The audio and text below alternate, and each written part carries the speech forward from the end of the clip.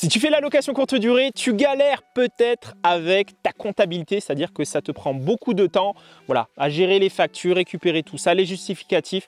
Dans cette vidéo, je vais te présenter 3 étapes que tu peux mettre en place pour gagner énormément de temps, puisque je perdais énormément de temps et en mettant en place ce que tu vas découvrir dans les minutes qui suivent, tu vas littéralement gagner énormément de temps. On y va, c'est parti! Alors, premier point qu'il faut mettre en place, c'est avoir conscience de récupérer toutes les factures liées aux réservations et aux commissions sur les plateformes. C'est-à-dire que si c'est la plateforme qui encaisse, par exemple c'est le cas sur Booking ou sur Airbnb, eh bien il faut récupérer toutes les factures issues des réservations et des commissions sur ces plateformes. Et pour gagner du temps, ce que je fais moi, c'est que je mets toutes ces factures dans un dossier Google Drive. C'est-à-dire que je ne vais pas les trier ou autre.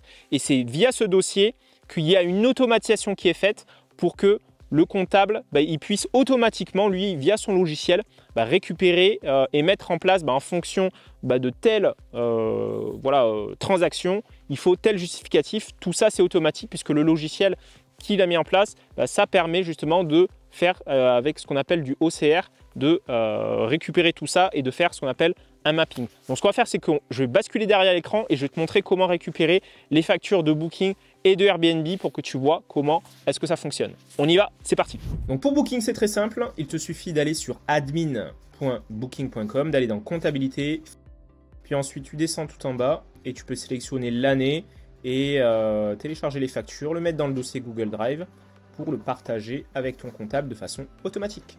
Pour Airbnb, il suffit d'aller dans menu réservation et ensuite pour télécharger les factures avec la TVA, même si tu n'es pas assujetti à la TVA, c'est les factures d'Airbnb, il suffit de cliquer sur exporter, ensuite de cliquer sur télécharger les factures avec TVA, fichier PDF, le mois en question et tu cliques sur télécharger.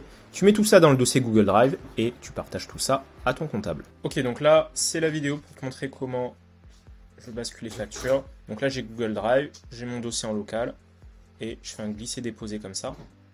Et je peux aussi le faire depuis mon téléphone très facilement.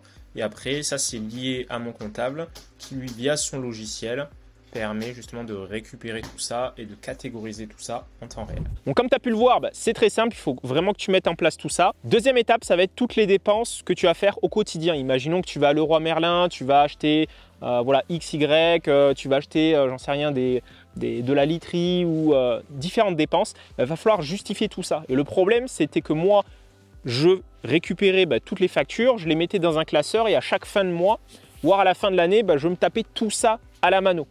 Ce que je te recommande et ce que je fais maintenant, c'est que dès que je sors du magasin, je prends en photo le justificatif et automatiquement, cette photo va dans un Google Drive et ensuite, c'est le comptable qui, via le logiciel, c'est le logiciel qui s'appelle Penny Lane qu'on utilise et ça permet de récupérer dans le Google Drive les factures en temps réel et de les associer à chaque transaction. Comme ça, moi, je n'ai pas à lui dire telle transaction, c'est telle facture. J'ai juste à prendre en photo en sortant du magasin et ça me fait gagner un temps fou.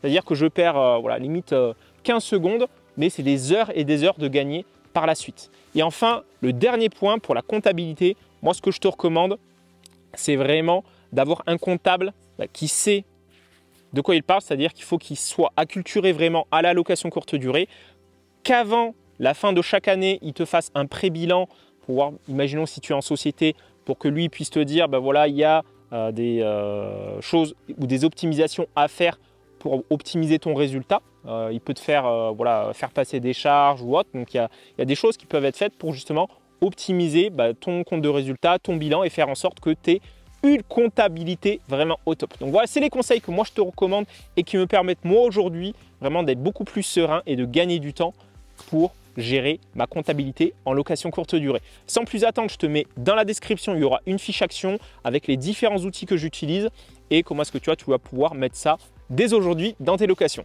On se retrouve de l'autre côté et je te dis à une prochaine. Boum.